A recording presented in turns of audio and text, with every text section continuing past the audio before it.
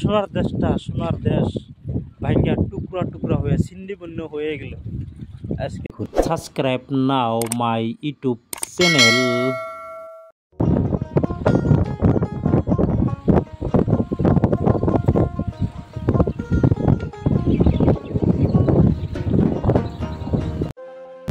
হে guys, আপনাদের কি খবর? তো আমি চলে আসছিলাম তো আমাদের যেটা ফকিরগঞ্জ, যেটা অহব বাজার। আর অহব বাজারে আইসা কিন্তু দেখি নদীর হাল চাল কিন্তু খুবই একটা খারাপ পরিণতি হয়ে গেছে। দেখেন কি অবস্থা হয়ে গেছে, দেখেন কি অবস্থা। আপনার কি বিশ্বাস হয় এই অহব বাজারটা থাকবো? আপনার বিশ্বাস হয় এই বাড়িঘরের পিছনে অহব বাজার আছে? বিশ্বাস হয় থাকবো 3 মাসের ভিতরে? বিশ্বাস হয় না, একদমই বিশ্বাস হয় না ভাই। ভাই আপনারা অল্প আইগান আপনারা। এত মিটিং হয়ে গেল, এত কিছু হয়ে গেল, আপনারা নদীর বিষয় একটুও বললেন না। আপনাদেরকে দেশের মায়া একটু লাগে না? সোনার দেশ ভাঙ্গা টুকরা টুকরা হয়ে ছিন্নভিন্ন হয়ে গেল।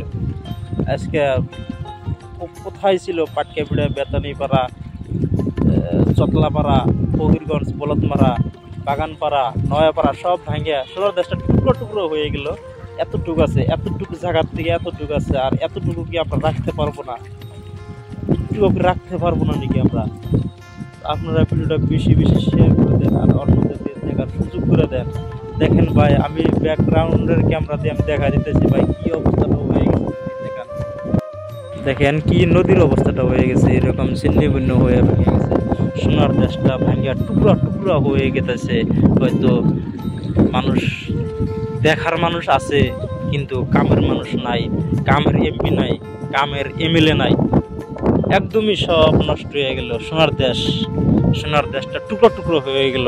আর আপনারা হয়তো ভাবতেছেন আমাদের মাটি আছে, আমি অন্য জায়গায় মাটি আছে, এখান দিয়ে ঘর বাড়ি ভেঙে নিয়ে অন্য জায়গায় যাব না। ভাই এই কাজটা আপনি করতে পারবেন, কিন্তু ওই জায়গায় থাকতে পারবেন কি না সেটাই হলো বিষয়। আপনি ওই জায়গাটায় থাকতে পারবেন কি না? হয়তো আপনি এই দেশে আছেন, কি শান্তিতে আছেন? একটা চাড়িয়া মুসলিম মানুষ আপনার 95% আছে, আর 5% কিন্তু হিন্দু। তো আপনি কত শান্তিতে আছেন? আর যেহেতু আপনি অন্য জায়গায় যাবেন, গোয়ালপাড়া যাবেন, ধুবড়ি টাউনে যাবেন, গরিবপুর যাবেন, কোকরাঝার যাবেন, যেখানে যাবেন সেখানে কিন্তু মুসলিম পাবেন অনলি 40%, বাকি কিন্তু আপনার বিভিন্ন ধরনের মানুষ 60% থাকে। তো তার জন্যই কিন্তু আপনারা ওই জায়গায় অন্য জায়গায় যায় কিন্তু থাকতে পারবেন না। আপনি দেশের মায়া যদি আপনাদের থাকে, একটু হলে ভিডিওটা শেয়ার করে অন্যদেরকে দেখার সুযোগ করে দেন।